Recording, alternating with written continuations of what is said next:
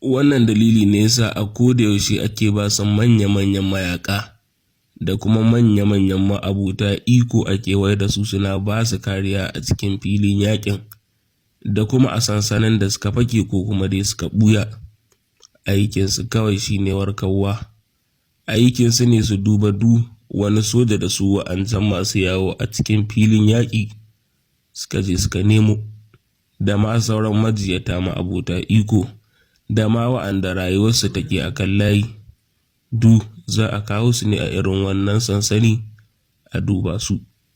Wa'anda suke buƙatan magani sai a ba su magani sannan a warkar da su. Idan ma ka kula sosai za ka ga wasu daga cikin majiyatan bayan magani da suke buƙata fato fa har da karaya, wani biyu wani ma biyar. Daɗin daɗawa kuma akwai sara, wasu cikin tsokoki, wasu ma cikin ƙasusuwa, kai wasu ma sun ratsa ta cikin ƙasusuwan sun fasa wani sashen. Wannan da ma dai sauransu. A haka wasu idan aka ba su magani za su farfaɗo su yi jinya na wani ɗan lokaci sai su warware.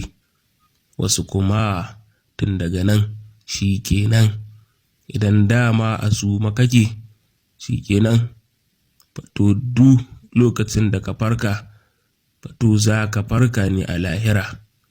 Idan kuma dama idanuwanka a buɗe suke, a duk lokacin da ka tashi kana ji kana gani wani abu mai tsananin nauyi zai zo ya danne ka, a daidai wannan lokaci baka da yacce za ka yi. Kana ji kana gani a haka za ka fara gani dishi-dishi har a zare ran naka kafin kwata-kwata idanuwanka su rufe. To wannan dama dai ire-iren wannan ne yasa ake yin irin wannan tsari a yaƙi, wato a fita da ɓangarori huɗu.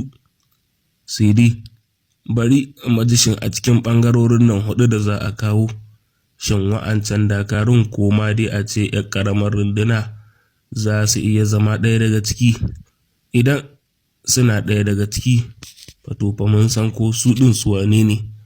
Idan kuma ba ma sa ɗaya daga cikinsu, to shin wai su ɗin su wane ne, kuma menene ya kawo su a wannan sashe na gaba kaɗan da sansanin yaƙin, kuma menene suke yi? Ɓangare na farko su ne ɓangaren 'yan leƙen asirin yaƙi. Sau da yawa idan aka yi irin wannan tsarin to fa su ne suke fara fita. Sau da yawa ma suna fara fita ne tun kafin za a fita yaƙin da 'yan kwanakin da ba su kai 7 ba.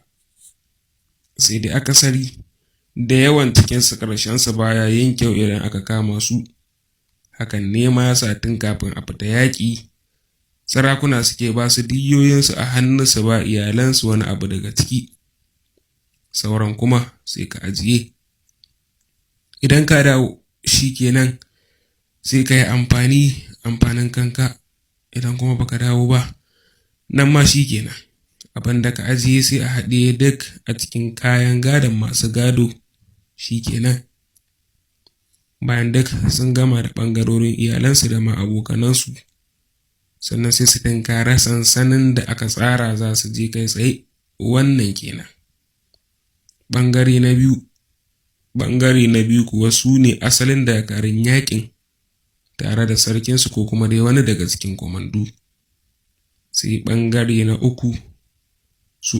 uku su ne masu kula da majiyata tare da manya-manyan mayaƙa, kai wani lokaci ma har da ma'abuta iko a tare da su.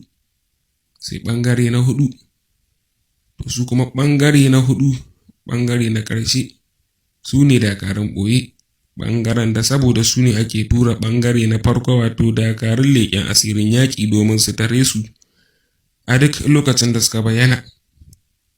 Su dai wa'annan dakaru ɓangare na huɗu da suna da yawa ake kiransu, sai dai sunayensu ba sa taɓa gazawa 2 zuwa 3.